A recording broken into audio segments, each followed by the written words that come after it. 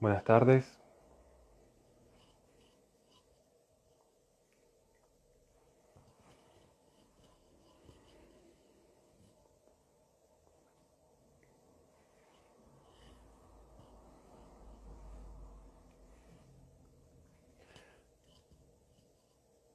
Ahora según el profesor y arrancamos.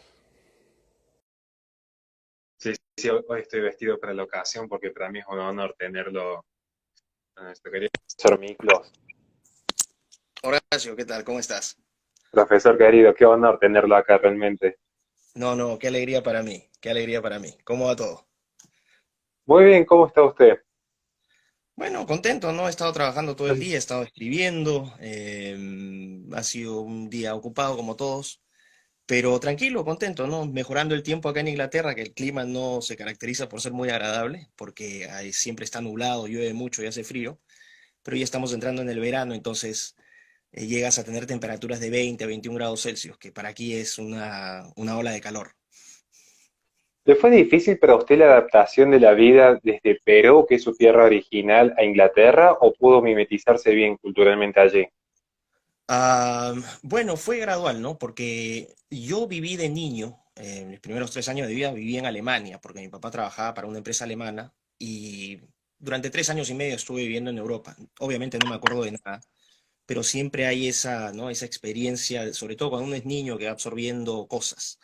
De ese momento creo que, ¿no? Llegué a absorber esta vida fuera del país. Cuando llegué a Perú, que ya a empezar el colegio, fue un cambio grande porque Perú es un país que, bueno, en esas épocas, ¿no? Estamos hablando inicio de los 80, era un país difícil para vivir.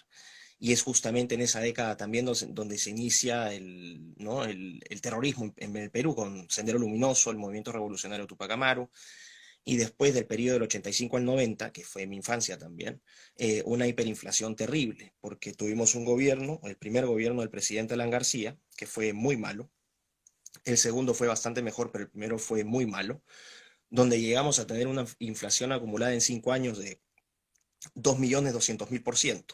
O sea, para poner esto en perspectiva, significa que si un chocolate te cuesta un peso, al final de esos 5 años ese mismo chocolate te costaba 22.000 pesos. Ese fue el nivel de inflación que tuvimos, ¿no? Y aparte un país destrozado por ¿no? Las voladuras de torres eléctricas, los asesinatos de policías. 30.000 peruanos murieron en ese periodo, fue un periodo difícil. Entonces, ¿a qué voy con todo esto? Ya en la década de los 90 se pacifica un poco el país y bueno, ¿no? Surge esta experiencia de vida en un país difícil. Entonces uno aprende a ser, como se dice en Perú, a recursearse, ¿no? A ser resiliente. Y creo que todos los peruanos de esa época somos resilientes. Entonces aprendimos a buscarnos las cosas, ¿no? A que no nos regalaran nada, sino a ganarnos las cosas. Eso fue parte de lo que forjó también mi carácter. En casa también mis padres siempre me enseñaron a ganarme las cosas. Tuve una educación bastante estricta, pero no por eso menos amorosa y menos, ¿no? menos agradable que la de cualquier otro niño, porque ahora también, si los miras feo, ya estás, violencia contra los niños, o sea, ha cambiado absolutamente todo, ¿no? Totalmente. Sí, bueno, la cosa es que fue un periodo de vida complicado, pero feliz. Después estudié mi carrera en Chile, soy médico veterinario, no soy ingeniero, ni no, soy médico veterinario de profesión. Me especialicé en salud pública veterinaria, ¿no? O por lo menos esa fue mi área de mayor interés. No me metí a clínica porque el 90% de los veterinarios hacen clínica, perros, gatos, canarios, ¿no? Yo no estaba metido en eso. Terminé la carrera en Chile, en Santiago. Me fui a México, estuve un año allá en México. Regresé al Perú, estuve trabajando, eran periodos difíciles. Me tocó mi primer trabajo para una ONG estadounidense que se llama CARE. Me mandaron a Cajamarca, al norte, a la frontera con Ecuador, a trabajar inseminando vacas, programa de mejoramiento genético. Sí, pero fue una Ah, de época. ahí que usted sabe tanto de toda esta cuestión del transhumanismo que a muchos nos ha atrapado, y ya viene de ahí su formación, digamos. O sea, mi formación es científica, yo soy veterinario, Sí, sí. entonces no he ejercido Exactamente. claro, no he ejercido la veterinaria, o sea, si la gente me pasa su perro, su gato, lo más probable es que no sea la mejor idea, ¿no? Pero, pero de todas maneras, nociones tengo y cuando era estudiante, por rendimiento académico, me hicieron ayudante de cátedra de enfermedades virales. Entonces ahora el tema del coronavirus y todo lo que está pasando, algo manejo el lenguaje. Como te dije, no ejerzo la profesión, pero tengo la formación ahí. Después de eso, bueno, como te dije, trabajé en Care, estuve trabajando en inseminación artificial, pipeteando vacas ahí en el norte del Perú, en la frontera con Ecuador. Trabajo difícil, mal pagado, pero ¿no? La experiencia te va curtiendo. Y después regresé a Lima, empecé a trabajar, no encontraba trabajo porque era muy difícil para un veterinario. Eso es un tema en Latinoamérica, ¿no? Acá en Inglaterra, si tú eres un veterinario, es una profesión muy respetable. De hecho, acá tienen el Real Colegio de Veterinarios, ¿no? El Real Colegio de Ingenieros, Real Colegio de Veterinarios. Ese es el estatus que tiene la veterinaria acá.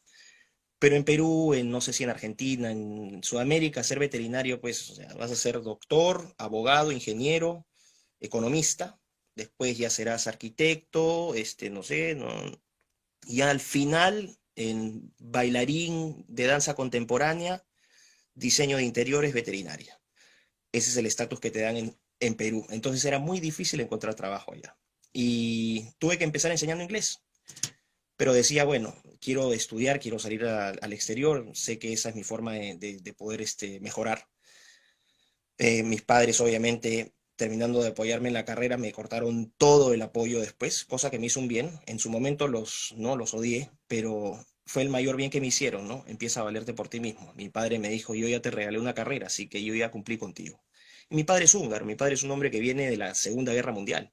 Él tuvo que escapar de Budapest con mis abuelos, de los soviéticos. Y mi padre vivió una infancia muy, muy difícil. Entonces creo que eso también, esa ética de trabajo también me la transmitió a mí, ¿no? Y bueno, voy a llegar a Inglaterra por si acaso, no he perdido la pregunta, estoy haciendo el hilo. Así que empecé pues a enseñar inglés y en el intertanto me metí a estudiar una maestría en ciencia política en la Universidad Católica del Perú. No es que yo deseara particularmente la Universidad Católica, de hecho es una universidad que ideológicamente no me acomoda en lo más mínimo porque es el epicentro del progresismo peruano, pero lo vi como un paso para postular a becas, ¿no? Si tenía un buen rendimiento. Así que me metí a la maestría, empecé a estudiar, me fue bastante bien y postulé unas becas a Nueva Zelanda para hacer una maestría y me la gané. Y ahí la vida cambió, ¿no? Porque me fui, estuve un año en Wellington, en esa época estaban filmando El Señor de los Anillos. O estaba saliendo la primera película El Señor de los Anillos, ¿no? Hicieron la premiere en Wellington, todo Nueva Zelanda era Señor de los Anillos. Los aviones de Air New Zealand con los orcos, Frodo, y todos estos personajes. Era una locura. Muy linda experiencia. Regresé al Perú ya con otro estatus, porque tú sabes también que si regresas con una maestría del exterior es como que eres más validado. Obviamente Nueva Zelanda no tiene el nivel, vamos a decir, de Inglaterra o Estados Unidos, que son, vamos, los más apreciados, ¿no? Pero te sirve.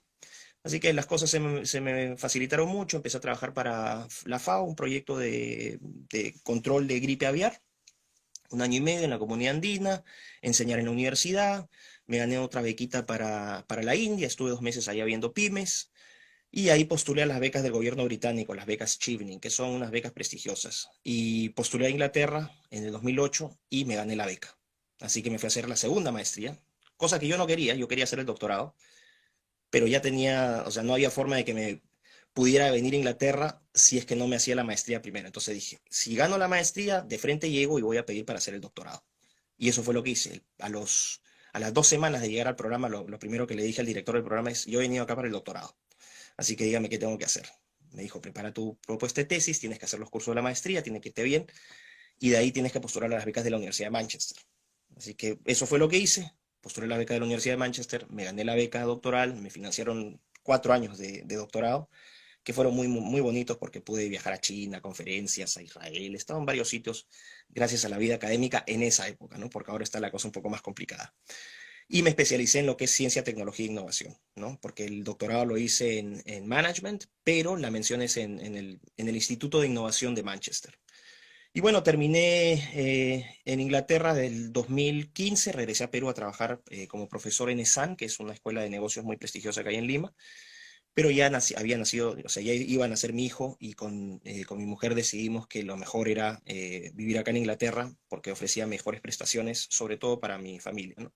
Y en 2017 regresé acá a Inglaterra. Así que la vida ha sido fácil porque estoy acostumbrado. Lo único que no me gusta aparte del clima es la comida, que es muy mala, pero gracias a los chinos y a los indios y a los tailandeses uno puede sobrevivir.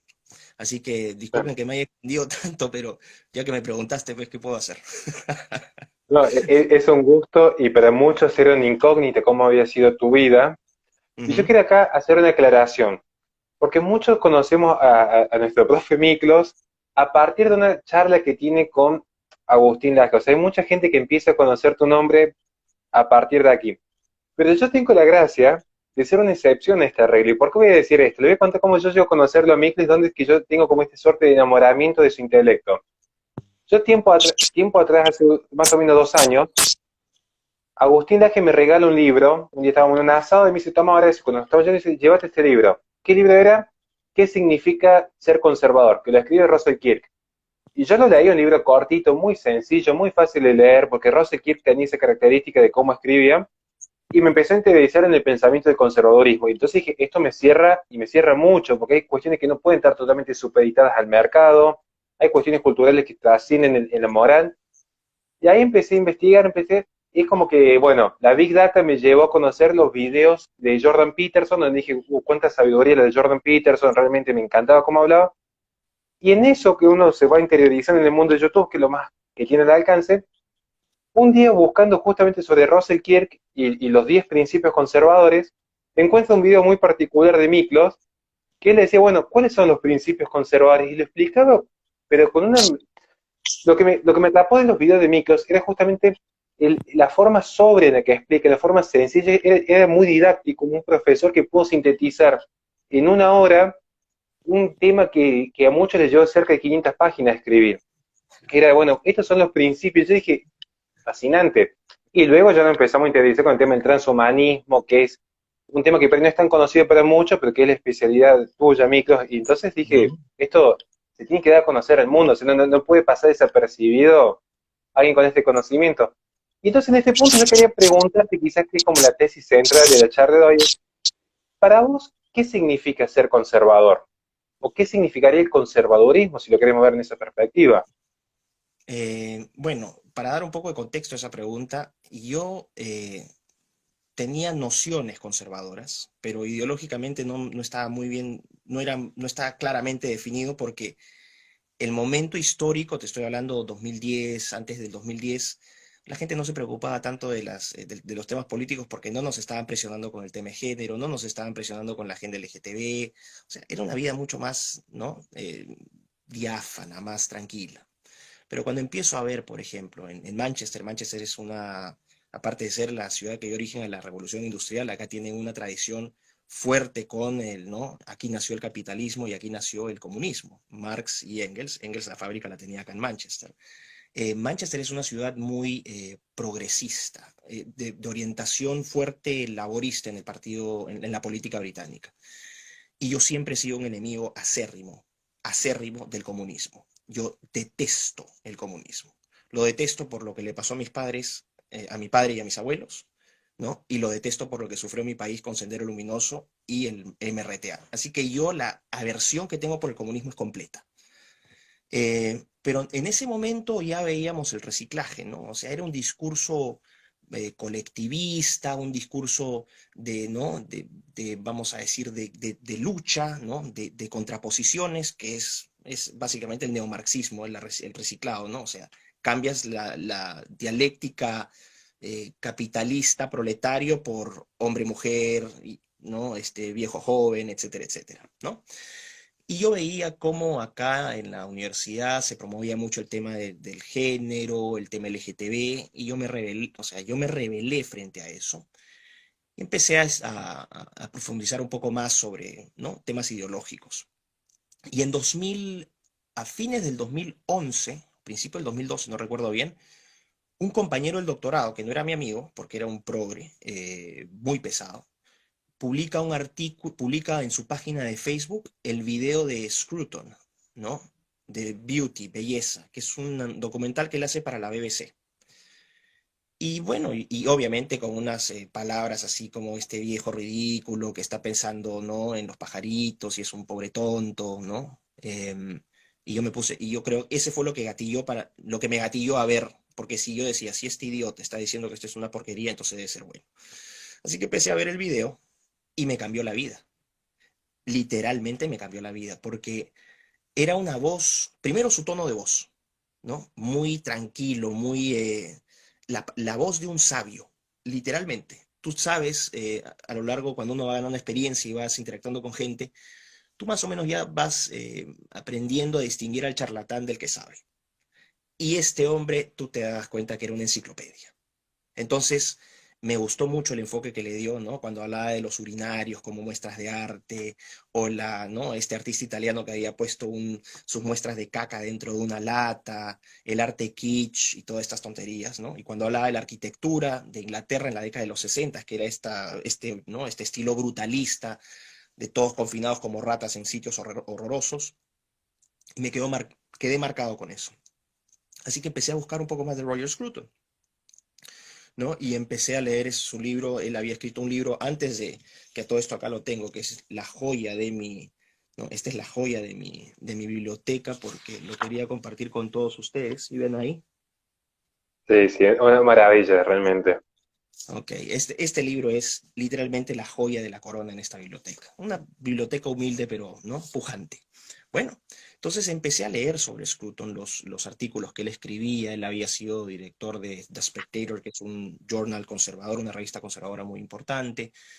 Y cada cosa que leía de él era una iluminación, literalmente, porque uno no encuentra palabras a veces, ¿no? Y para encontrar forma de defenderte de tal tiranía ideológica como es el progresismo, tú requieres haber absorbido un montón de materias en diferentes temas y después la capacidad de integrarlas, porque son temas muy complejos y muy amplios, pero todos tienen al final un punto en común.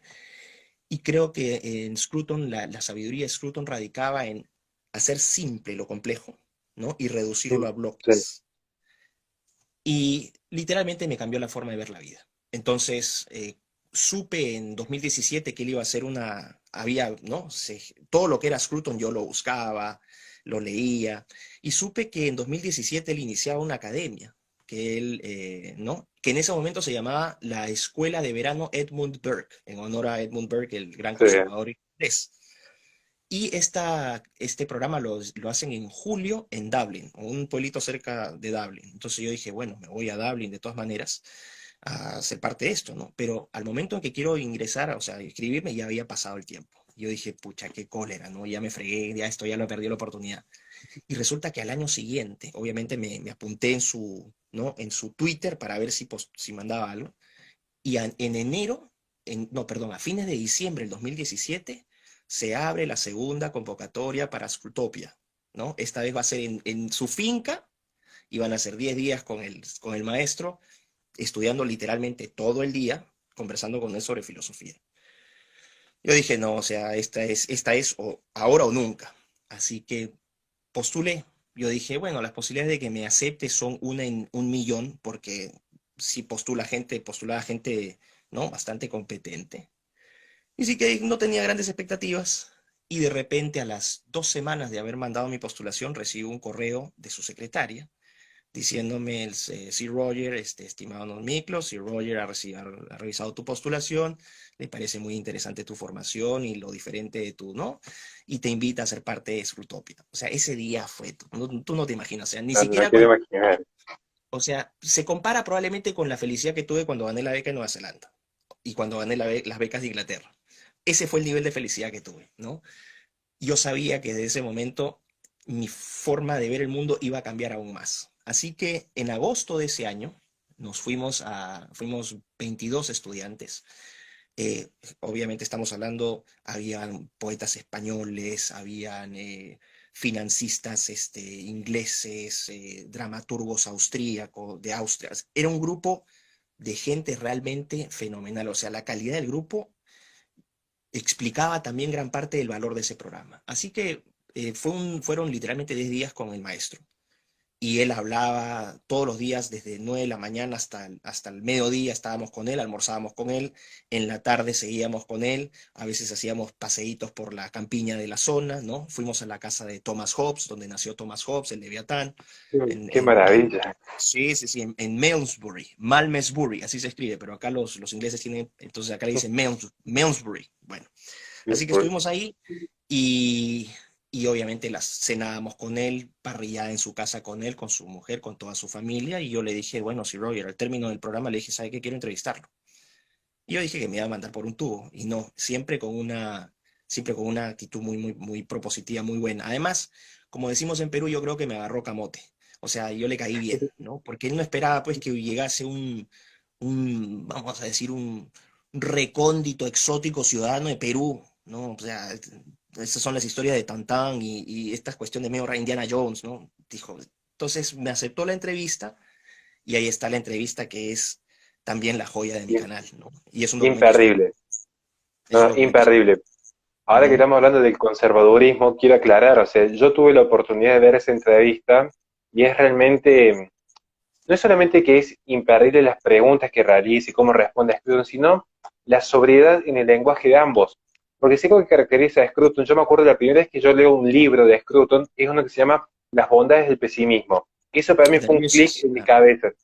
the uses of A partir de pessimism. ese libro, yo me di cuenta que hay, incluso muchos de los que me conocen ven un cambio radical en mí, porque yo andaba mucho más beligerante, combativo, no, que esto está bien, está mal, y después, no, espera un poco, analicemos, pensemos, nadie que venga con un diseño social y el iluminismo así tan fantástico va a traer buenas noticias. Veamos si Ujú. funciona en el tiempo, seamos prudentes, escuchemos, porque quizá nos está aportando algo positivo. La simpleza de Scruton da muestra de su magnanimidad. No hay otra forma de Así es. escribir. El pensamiento de Scruton es una cuestión que una persona que ha transitado tanto y ha entendido tanto la vida, que no tiene ese afán de decir, yo quiero tener razón, sino una cuestión de decir, miren, esto funcionó en el tiempo, es Ujú. conforme a las tradiciones. Las tradiciones no es una cuestión de simple jerarquía, de poder simplemente decir, a prueba y error, el ensayo histórico servido a la sociedad. Y yo creo que en parte el pensamiento conservador tiene esa conciencia histórica, lo he notado en Así muchos es. historiadores. Ujú. El propio Edmund Burke, cuando escribe su libro de lo sublime y lo bello, ya hace un racondo impresionante de lo que es realmente la belleza para el hombre y lo traslada, y lo hace en forma tan prudente ese traslado que hace a la vida, diciendo, una cosa es lo que te gusta, puede ser que te guste o no el chocolate, pero todos sabemos que tiene un determinado sabor. Y esta cuestión de la belleza es un término universal. Y yo creo que un Ujú. poco en ese documental que vemos de Scruton se puede ser que se ampare en este libro. Ujú. Eh, bueno, no sé, como tú has dicho, ¿no? La magia de Scruton radicaba en su simpleza, en la potencia de su, ¿no? Una prosa muy elegante, porque escribía cuando lo lees en inglés es aún más, si es que uno puede hacerlo, ¿no? Es aún más agradable, porque el hombre economiza palabras, pero cada frase es un compacto vitamínico, proteico de conocimiento brutal, ¿no? Entonces, yo de esa perspectiva, claro, sí, fue un honor. Em, Ahora, con respecto a lo que tú decías del conservadurismo y este apego a la historia, ¿no? Sería bueno también, pueden ver mi video, que ahí lo explico con más detenimiento, pero siempre existe esta idea de que el conservador es antiguo, de que el conservador es un pasado de moda, que siempre ve el pasado porque no, porque odia el presente y detesta el futuro y está en contra de la tecnología y tiene una actitud hostil hacia lo moderno, y eso es completamente falso. Eso es una mala caricatura que han hecho no solamente los izquierdistas, sino también los falsos liberales y los falsos libertarios, ¿no? Que vamos a decir, han utilizado al conservador como chivo expiatorio. Cuando digo malos liberales y malos libertarios, me refiero a los liberprogres, ¿no? Eso es una forma de resumir los liberprogres. Y aquí haría bien en explicar qué hace alguien un progre. Un progre no es necesariamente de izquierda, ¿no? Puede ser también de derecha. Pero el progre tiene algunas características. Es ateo, todo progre es ateo. Todo progre es universalista, es decir, cree que su ideología, sea de izquierda o derecha, debe ser aplicada en todo el mundo y para todos por igual, es decir, hay una vocación totalitaria.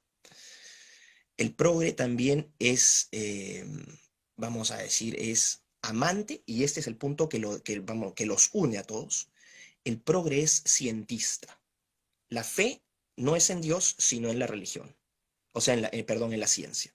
Y para el progre, la ciencia y la tecnología son la respuesta, ¿no? A todas las preguntas. Pero mira qué interesante observación hace aquí C. Roger Scruton. Él dice, la ciencia no puede, la ciencia te puede responder muchas preguntas, pero la ciencia no es el epicentro de la verdad, por una sencilla razón, porque la ciencia no te plantea todas las preguntas. No puede planteártelas. Este es un punto fundamental. Tú puedes responder muchas preguntas, pero la ciencia no te plantea todas las preguntas. Y conversaba hace poco con un grupo de chicos colombianos, ¿no? Y llegamos a esta conversación y yo les hice una pregunta muy sencilla, ¿no? Díganme cuál es su propósito en la vida y mediante el método científico lleguen a la solución. O sea, nos podemos quedar esperando acá, ¿no? Entonces, por favor, explíqueme mediante el método científico cuál es el propósito nuestro en la vida.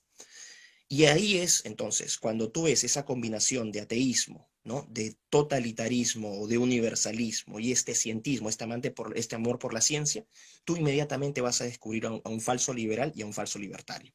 Entendiendo por liberal la noción latinoamericana de liberal, es decir, el liberal que cree en el mercado y está hacia la derecha, porque la noción de liberal en Europa y en los Estados Unidos es Totalmente socioliberal, distinto. un liberal de centro izquierda, ¿no? Que puede seguir una tradición miliana, es decir, de John Stuart Mill, el liberalismo, el socioliberalismo británico, el ordoliberalismo alemán, el famoso, ¿no? La economía social de mercado, y también puedes tener un liberalismo rawlsiano, ¿no? De estado de bienestar, de welfare state. Entonces estoy hablando del liberalismo de derecha latinoamericano. Sea como sea, eso te define un liberal. Entonces, tú nunca vas a encontrar, y esto te identifica como conservador inmediatamente, un conservador jamás se va a identificar con la gente del aborto. Nunca. Jamás se va a identificar con la gente LGTB. Nunca. Con el feminismo. Tampoco. Con el falso medioambientalismo. Tampoco. Eh, por ejemplo, ¿no?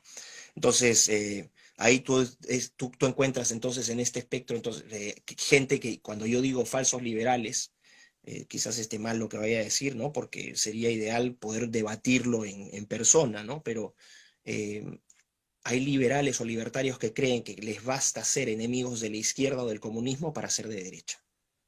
Eso es falso. A lo sumo llegarán a ser antagónicos de un comunismo, pero eso no les alcanza para ser ni liberales ni libertarios. Por una sencilla razón también. Porque el liberal y el libertario, y esta es una crítica que yo les hago a los liberales y a los libertarios, que son amigos míos, ¿eh? En la mayor parte yo voy a encontrar afinidades con ellos. O sea, no quiero ponerme en un plan Gloria Álvarez de que yo detesto a los conservadores, yo no estoy en ese plan. Para mí, libertarios y liberales son valiosos aquellos que no se acojan a la agenda progresista. Tú no puedes ser liberal y no puedes ser libertario si es que no respetas el primer derecho de todos, que no es la libertad, es la vida. Porque entendemos que nuestros derechos están atados, es una reciprocidad. Yo tengo derechos en la medida que yo cumplo también mis deberes. Yo tengo derecho a mi vida y a mi libertad en la medida que yo protejo la libertad y la vida de otros. El momento que yo rompo esa reciprocidad, yo dejo de ser liberal, dejo de ser libertario, paso a ser simplemente ¿no? Un tipo materialista, un utilitarista, ¿no? Que reduce la vida a un producto, ¿no? Y eso es algo también que es una crítica al liberalismo y sobre todo al libertarismo, que creo que yo puedo entender las corrientes, ojo, puedo entender el sentimiento libertario en Argentina, por ejemplo. Lo puedo entender porque están hartos de un Estado parasitario, de un gobierno corrupto. La gente está harta porque el gobierno, el Estado ha sido saqueado, como Javier, he escuchado muchas veces a a Javier Milei que dice esas cosas, y yo lo entiendo, yo me identifico con esa furia, con esa desesperación, ¿no? Con esa cólera, que es muy bien, que está muy bien justificada. Pero el problema es que cuando tú eliminas completamente el componente Estado, también cometes otro error. O sea, esa es mi visión, ¿no? ¿Por qué? Porque tanto mercado como Estado, sin contrapesos, terminan siendo totalitarios por diferentes mecanismos. Totalmente de Y acuerdo. ese es el gran problema que yo siento con el libertario. El libertario se enamora demasiado del mercado y al final se vuelve utilitarista y en muchas ocasiones reduce al hombre a un ser transaccional, al famoso homo economicus. Esto también pasa con los liberales, ¿no? Entonces, eso creo que es un problema que tienen los liberales y los libertarios. Otra cosa también, yo por ejemplo me identifico como un conservador liberal en el sentido en que adscribo vamos a decir, las teorías, ¿no? O las observaciones no las teorías, sino las observaciones de Friedrich Hayek. Hayek, ¿no? O sea, yo soy un conservador hayekiano, ¿no? En lo económico, porque como planteo en el video, ¿no? El conservadurismo no tiene doctrina económica. El conservador no tiene una doctrina económica. Entonces la tiene que pedir prestada. Y la mayoría de conservadores la pide prestada a la escuela austríaca y en especial a Friedrich Hayek. Y por eso es que hay una afinidad también ideológica entre conservadores y liberales y libertarios, por esta, ¿no? Este puente económico. Me identifico entonces con lo que te decía, con esta visión hayekiana. Pero el problema del libertario es que a veces reduce o liberal, reducen al ser humano a un ser transaccional. Y ese para mí es un problema, porque el ser humano es algo mucho, mucho más complejo, ¿no? Decía Roger Scruton, en mi entrevista lo pueden ver, por ejemplo, ¿no? Él decía, la familia no es una respuesta a un problema económico. Exactamente. Esa es otra frase muy potente y concluyente, basada en evidencia empírica. Las familias no solamente surgen como una necesidad frente a, ¿no? a escasez o a frente a abundancia, surgen porque sobre eso están los lazos entre las personas, el amor, la solidaridad, que no son entelequias ni abstracciones, son cosas concretas. Tú cuando te levantas en la mañana y estás en tu casa con tus padres y los abrazas, eso es una muestra, es una evidencia empírica de la expresión de amor. O cuando te sacas una buena nota en la universidad y se la enseñas a tu enamorado, a tu enamorada, a tu pareja. Eso no responde a una lógica económica. Y son ejemplos concretos, o sea, es experiencia, evidencia empírica. Creo que eso, el problema vamos a decir, exacerbar la dimensión teórica es que se pierde, en nombre de la racionalidad, ojo, esto es muy interesante, se pierde esta dimensión trascendental del ser humano. El hombre es mucho más que un autómata que consume, que hace cálculos de relaciones costo-beneficio, ¿no? Hay unas complejidades mucho mayores que hacen que nuestras vidas sean tan maravillosas. Entonces, esa es también otra crítica que yo le hago vamos a decir, al libertarismo más puro, al liberalismo más friedmaniano, si es que vamos a ponerlo de alguna manera. Pero ojo, no me quiero pelear con ellos, ¿ah? Estamos en la misma causa, con los verdaderos estamos en la misma causa, son mis amigos. Tengo amigos liberales y tengo amigos libertarios, así que simplemente y les mando un saludo a los que han estado escribiendo ahorita por el chat. Muy bien. Porque todo lo que estás diciendo y se me viene a la mente, un día estábamos conversando en una reunión privada, en un pequeño meeting que hicimos con la fundación, había venido Nicolás Márquez y estábamos justamente agasajando a Agustín Laje, que ya se nos iba para España.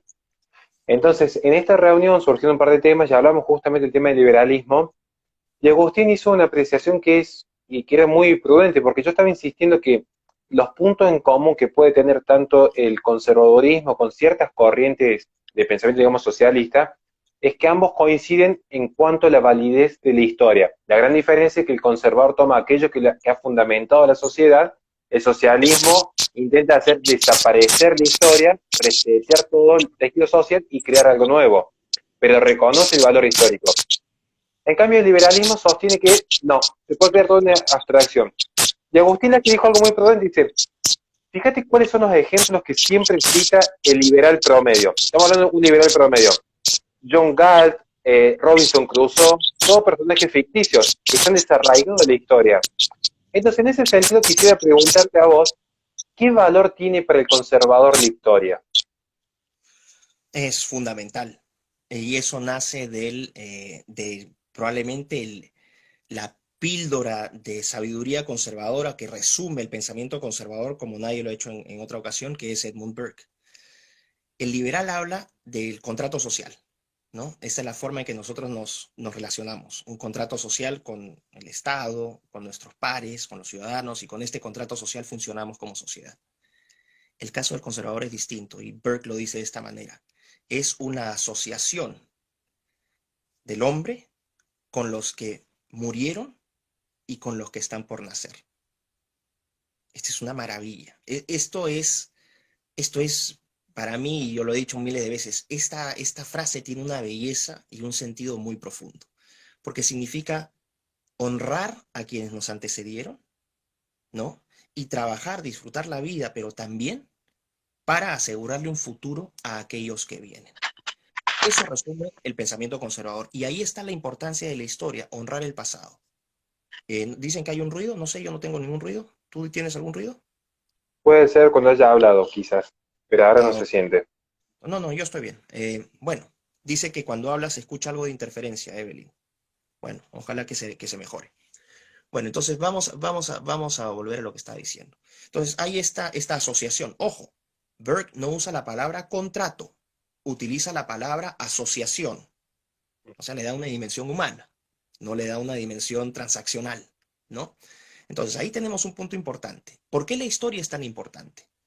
Porque el conservador no peca de la arrogancia del liberal o libertario para decir todo lo que vino antes es una porquería y nosotros somos los modernos y nosotros tenemos las respuestas a todas las preguntas y a partir de nuestra sabiduría y nuestra tecnología nosotros vamos a resolver todos los problemas más adelante.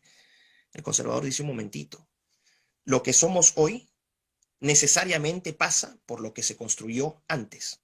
Y ojo, se construyó a través de mecanismos de prueba y error. Es decir, cometiste errores, lo arreglaste. Hiciste algo bueno, lo preservas. Y aquí ato con otro mito del conservador, ¿no? Que se dice que el conservador es contrario a la reforma. No. Un tema central del conservadurismo, central en la, vamos a decir, en el pensamiento, porque no es una ideología, es una actitud, es un pensamiento. En el pensamiento conservador es central la reforma para el cambio.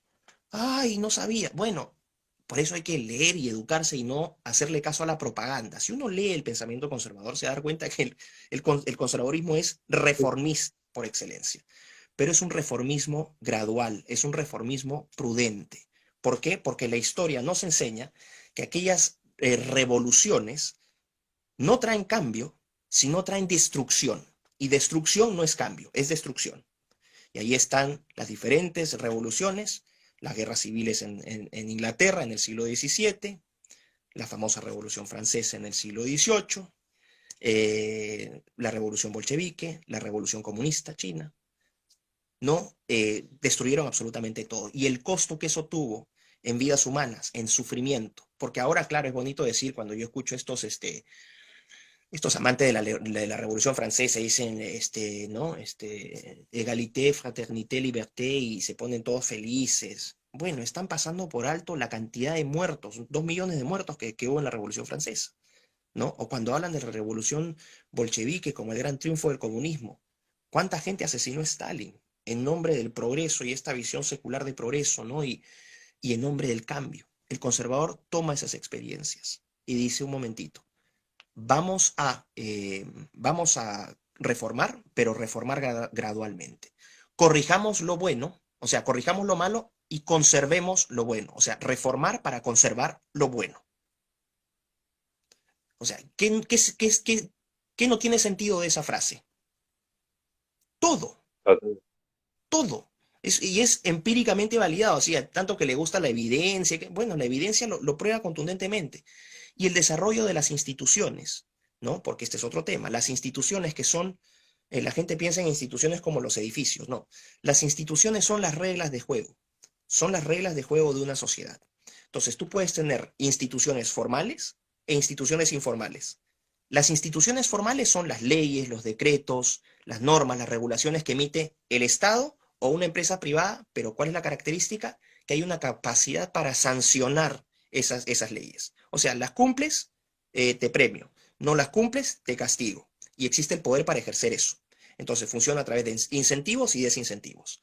Las instituciones informales son diferentes. Las instituciones informales nacen de las interacciones de las personas. No hay ningún ente que sancione absolutamente nada. Lo sanciona la comunidad. Ahí tienes las tradiciones, las costumbres, las creencias, los valores, la La cultura, moral. la moral que surge, que es el sustrato, ¿no? O sea, debajo de la ley tienes la parte moral, ¿no? Que es lo que te arma todo el capítulo institucional. Entonces, Burke decía, ¿no?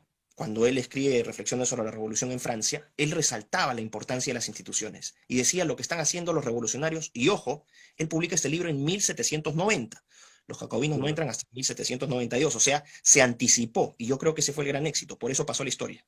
Por eso pasó la historia. Exactamente. Nadie se hubiese acordado de Burke. O sea, no es que haya sido un vidente con su bola de cristal y dijo qué es lo que va a pasar. No.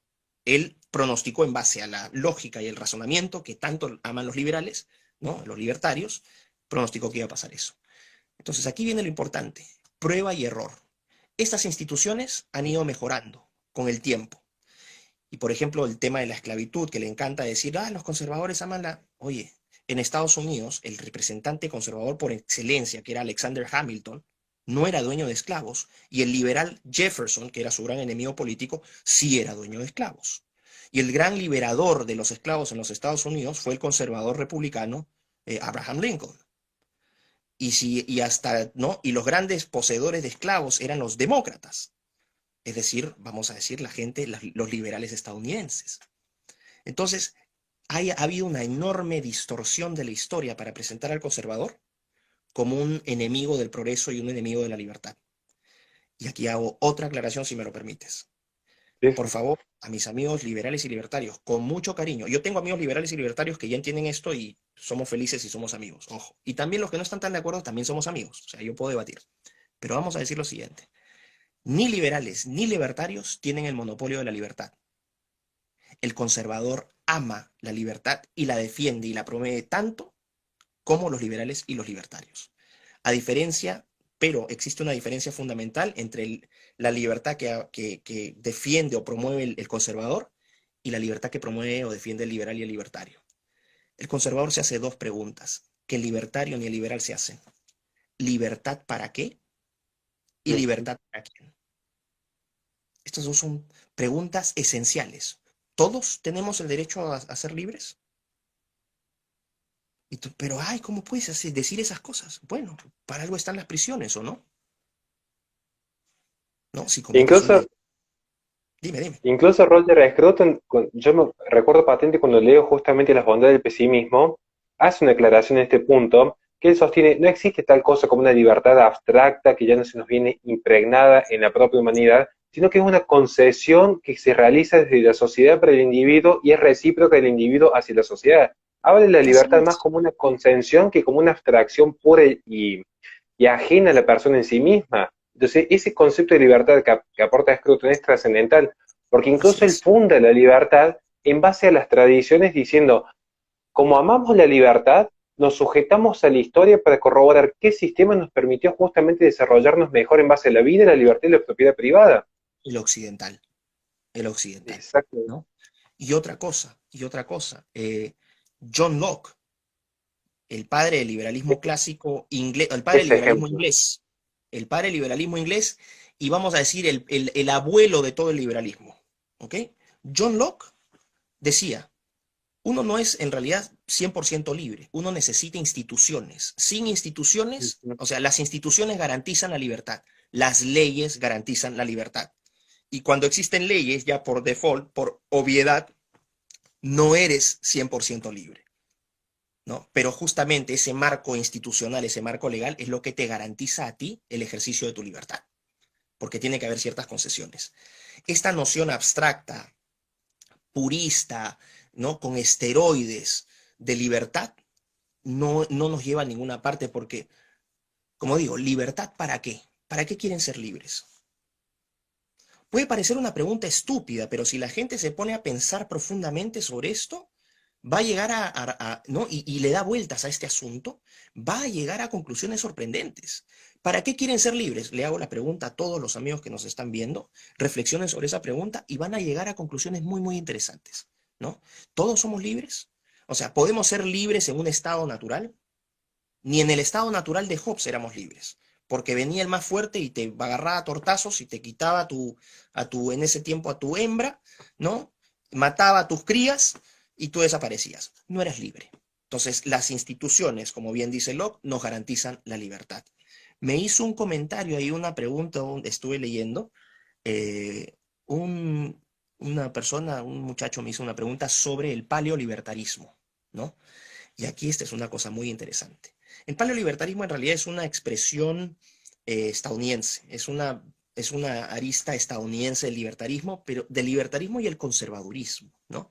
El paleolibertario es también, vamos a decir, desde la perspectiva economicista, es un amante del mercado, es hasta, ¿no? Llegan a ser anarcocapitalistas, o sea, mientras menos Estado mejor, la promoción de la libertad individual y todo lo que quieran, pero Hans Hermann Kopp, por ejemplo. así es, pero con un respeto por las tradiciones, la cultura y los valores. Por eso se les dice paleo, paleo de viejo, ¿no? Libertarios viejos. Entonces, un amor por el mercado, pero también un respeto a las tradiciones, a la cultura, a los valores, ¿no? Derecho a la vida, etcétera, etcétera. Aquí también, si es que nuestro amigo Agustín Laje va a ver esto, Agustín se ha definido a veces como paleolibertario. Y Agustín no es paleolibertario. Agustín es un conservador. Agustín es un conservador aunque no lo quiera reconocer. Es como un Hayek, ¿no? Hayek tampoco quiso reconocer que fue conservador. Y en su escrito, ¿por qué no soy un conservador? Ahí fue básicamente donde corroboró que sí era conservador, ¿no? A pesar de todos los argumentos que él dijo. Porque al final lo que lo delató eran sus escritos. Los escritos, o sea, él puede decir escribir lo que quiera al final de su vida, pero los escritos a lo largo de su vida demostraron que Hayek tenía una vena conservadora también, en lo familiar, ¿no? En el respeto a las instituciones religiosas, al ordenamiento de la sociedad, ¿no? A la reciprocidad, que son cosas que tú en el lenguaje liberal y libertario no las vas a encontrar. Entonces, Agustín también es conservador. Y ya voy a sacar un video sobre, si me permites hacer mi publicidad, y como decimos en Sí, Perú, sí, próxima semana en mi canal de YouTube voy a lanzar un video sobre biopolítica.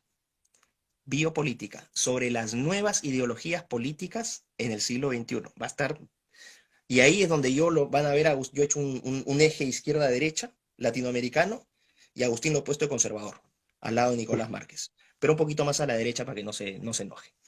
Así que...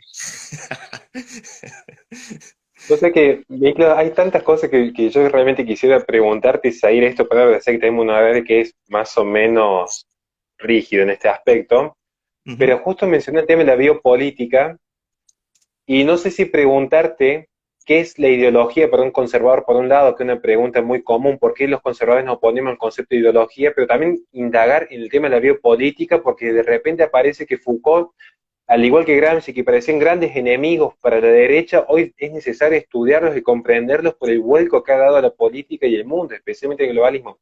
Así que yo dejo a tu criterio que elijas desarrollar en los 15 minutos que nos quedan, o biopolítica, Foucault, lo que quieras hacer este análisis, o por qué los conservadores no creemos en las ideologías, o al menos nos oponemos a considerar el conservadurismo como una ideología. Bueno, Usted elige. nos vamos a quedar cortos de tiempo porque si estuviéramos allá en Argentina, como dicen, con un asado, unas chelas, unas cervecitas, ahí estaríamos pero metiéndole duro y parejo. Pero bueno, estamos en esta situación de coronavirus, así que vamos a ponernos más pragmáticos. Voy a contestar las dos. Voy a contestar las dos. La primera es, Claro, ¿qué piensa el conservador de las ideologías? El conservador, por naturaleza, es escéptico, pero es un escepticismo sano, no es el escéptico de que no creo nada de nada porque soy un rebelde sin causa. El conservador es un rebelde con causa.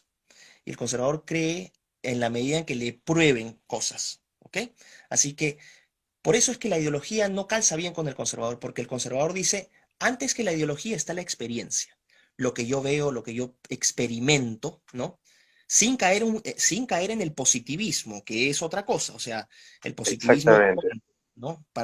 Y pido a la gente que dice, pero está hablando en japonés, cuando yo suelte estos conceptos, si les interesa, después se meten un poquito más y en YouTube, en computadora, revisan en Internet, busquen positivismo, Auguste Comte, ¿no? Lo van a ver en mi video de progreso, y investiguen por su cuenta. Ahí esa es la mejor forma de estudiar. Bueno, sin caer en el positivismo, el conservador es empírico antes que racionalista. Entonces, para el conservador, mientras tú ves, por ejemplo, el marxismo, ¿no? El marxismo es una teoría política económica. Entonces, Marx desde su casa, porque Marx jamás ganó capital, nunca produjo capital, ¿no? Siempre hablaba del capital, pero nunca, o sea, escribió mucho capital, pero nunca ganó nada de capital. Hasta su mamá lo criticó. Oye, Carlitos, tú escribes un montón de capital, pero nunca has producido un solo capital. Lo mantenía Engels, ¿no? Que era el industrialista textil en Manchester. Bueno, eh, Marx parte de esta idea, ¿no? Porque él jamás visitó las industrias textiles en Manchester, no sabía de lo que estaba hablando. Es como lo que hay un famoso comunista peruano, José Carlos Mariátegui, que también hablaba, ¿no? De los 7 ensayos, ¿no? Es un libro muy importante en el comunismo peruano, en el marxismo peruano, pero nunca visitó la sierra. Se escribía de cosas que no sabía. Entonces es la teorización, ¿no? Y claro, en la teoría todo es lindo, tú puedes plantear tus fantasías y tienes que decir esto tiene que ser así y así, pero cuando dejas de considerar el componente humano, las reacciones humanas, ¿no? Las relaciones humanas, te das cuenta pues que somos más que proletario capitalista, o sea, esos son simplismos absolutos. Entonces, esa es la parte, vamos a decir, muy desordenada y muy amateur lo que estoy diciendo, pero para que lo entienda la gente. Nace de la teoría, entonces es deductivo, como explico en el video. De la teoría, tratas de imponer ese corsé ideológico a la realidad. En el liberalismo y el libertarismo también pasa lo mismo. Cuando tú lees a Rothbard, Murray Rothbard, que tiene cosas muy interesantes, pero Murray Rothbard también parte de un corset teórico. Él dice cero, cero Estado y plantea toda una teoría económica de por qué, ¿no?, el anarcocapitalismo es la solución a todos los problemas por lo menos de los Estados Unidos. Lo mismo pasa con el liberal, cuando tienes, vamos a decir, eh, Smith, por ejemplo, ¿no? Pero Smith es un liberal clásico, él todavía no mezclaba o no separaba la economía de la política, que creo que ese fue la gran catástrofe del liberalismo, vamos a decir, moderno, post Segunda Guerra Mundial, que separó la economía de la política, ¿no?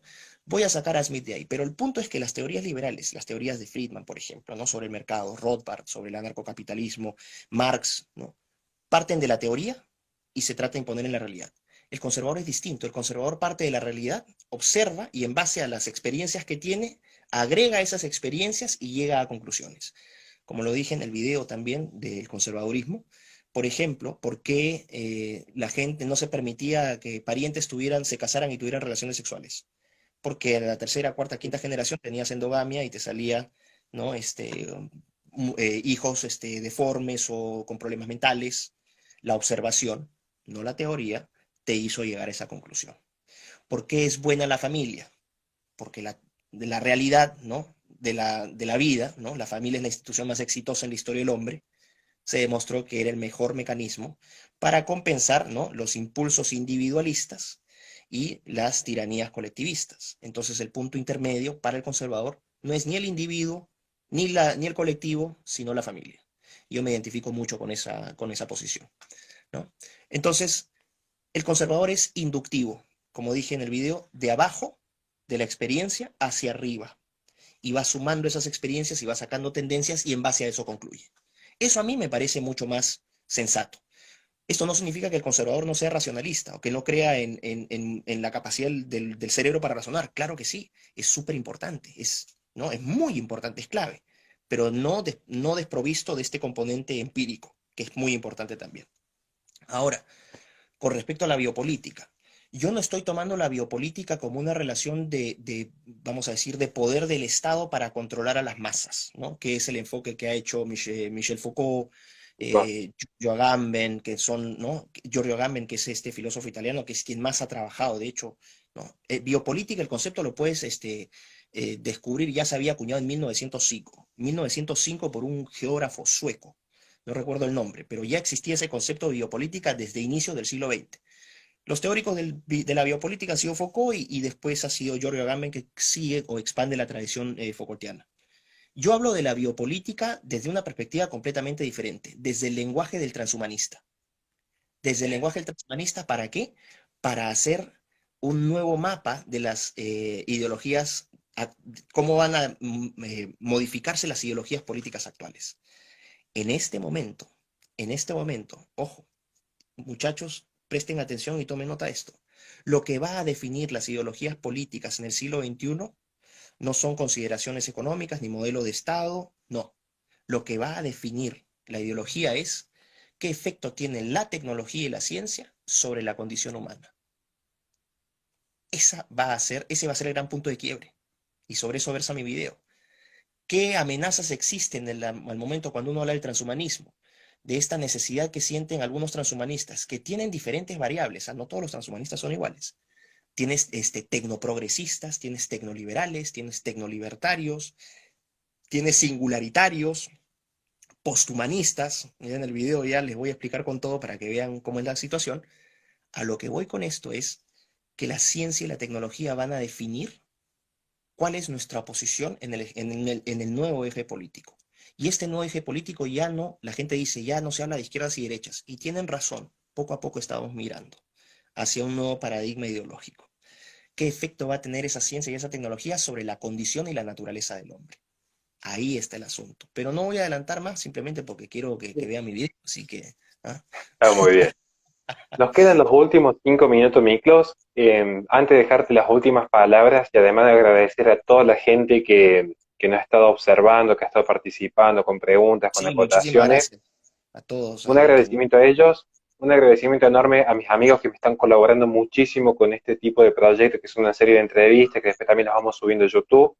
Realmente quiero agradecerte, dejarte últimas palabras, porque para mí realmente ha sido un honor escucharte. ¿Sí? Yo realmente te admiro muchísimo. No, Todos mis muchísimas gracias. amigos, Macho Gracias. Patriarcal, Jerónimo Luna, que me están colaborando, anoche los volví loco con el teléfono, pues si no, estoy re nervioso, no sé qué preguntarles, No, soy el dos de Chacarita con Messi prácticamente. no, no, no, no, no, no, no, no, para nada. Y realmente me trataste muy bien en las conversaciones privadas que tuvimos, me hiciste sentir muy cómodo, así que te agradezco un montón porque tenés mucha bondad y eso quiero rescatar. Muchos van a ver el gran intelecto que tenés para difundir estos temas, pero yo quiero rescatar la gentileza y la bondad de darle tiempo de tu vida a gente como uno, digamos. Entonces, para nosotros vale muchísimo este gesto de humildad que has tenido y te lo agradezco de corazón. Bueno, si me permite, muchísimas gracias por palabras tan bonitas que me dedicas. Soy muy gentil y muy cordial ahora también en este momento que estoy hablando con la gente en un ambiente muy tranquilo, pero también soy muy combativo y muy metálico, ¿no? Cuando defiendo causas. Si la gente quiere ver mi otro lado, ¿no? El Jekyll y Hyde, si quieren ver mi Hyde, váyanse a Twitter. Ahí tengo otra personalidad. Ahí sí soy ¿no? Un gladiador romano. Así se les va a quitar toda esta imagen de lindo que tengo. O sea, soy un ser humano feliz, me siento realizado, creo que eso sí lo puedo transmitir, ¿no? Esa tranquilidad y esa paz que he logrado, siempre constantemente buscando aprender, que es lo que más me gusta, es la curiosidad que siempre he tenido de ser mejor, de esforzarme, de no ser mediocre nunca, ¿no? De realmente explotar al máximo las oportunidades y las capacidades que la vida y Dios me han dado, ¿no? De ser positivo para mi sociedad, de contribuir, siempre pensando en cómo resolver problemas. Siempre ha sido esas han sido mis grandes pasiones. Y yo siempre a mis amigos los trato, un amigo no es tu inferior ni tu superior, es tu amigo. Y yo tengo amigos que tienen una formación intelectual muy buena y otros que su formación intelectual no es tan buena, pero es cosa irrelevante, porque yo no son mis amigos por eso, son mis amigos porque tienen otras cualidades. Y en tu caso, cuando tú me dices es Chacarita B, nunca digas eso. Tú lo que estás haciendo es una tarea realmente encomiable y titánica. Jóvenes como tú podrían ahorita estar haciendo otras cosas, perdiendo el tiempo en videojuegos. No, pero ¿qué es lo que haces tú? Tú te tomas tu tiempo para estudiar, para aprender, para leer, y yo puedo ver en ti y en la gente que te sigue, por eso es que nosotros somos más fuertes que los progres, ese deseo de superarse y ser mejor, de no ser un mediocre y de ser una persona de bien en este mundo. No soy perfecto, no soy perfecto. He cometido muchísimos pecados. Los cometo y los seguiré cometiendo porque no soy perfecto. Y no pretendo erigirme como un ejemplo de perfección para absolutamente nada porque no lo soy. Pero si lo que yo hago puede inspirar a las personas a interesarse, a aprender, en ser mejores, en ser útiles, en ser generosos, bueno, si yo logro eso, yo me siento realizado. Y ahora en título personal, ojalá que exista la oportunidad en algún momento de que yo pueda ir a Argentina, o que tú puedas ir a Perú, o llegues acá a estar en Inglaterra, serás muy bien recibido en Dale. mi casa. Y yo si voy para allá, obviamente nos meteremos, como te dije, ese asado y esas cervezas que, ¿no? Quilmes creo que toman allá en Y Argentina, un no sé cuál es. Fernet. Fernet tomamos acá en Córdoba. Ferneto, bueno, será en Córdoba, entonces nos tomaremos unas grandes cervezas ahí y ha sido un placer para mí y espero que la gente que nos ha visto lo haya aprovechado, les haya gustado, abierto a las críticas, sobre todo a mis amigos liberales y libertarios, si es que me encontraron que soy un troll, bueno, pueden trolearme también cuando sube el video, ojalá que alguien lo haya subido para después subirlo al canal de YouTube y ahí me pueden trolear todo, o nos pueden trolear todo lo que quieran, ¿ok? Pero Ahora mismo ya un nos gusto, quedan Max. nos quedan los últimos 30 segundos, te agradezco nuevamente y ya mismo me comunico en privado con vos porque tengo justamente dos amigos que lo están grabando y que después nos van a pasar para que lo subamos a nuestros respectivos canales si usted desea. Así que muchísimas gracias de corazón, realmente. Muchísimas gracias y un fuerte abrazo y cuídate, pues. Estamos en contacto. Muchas gracias. Chao.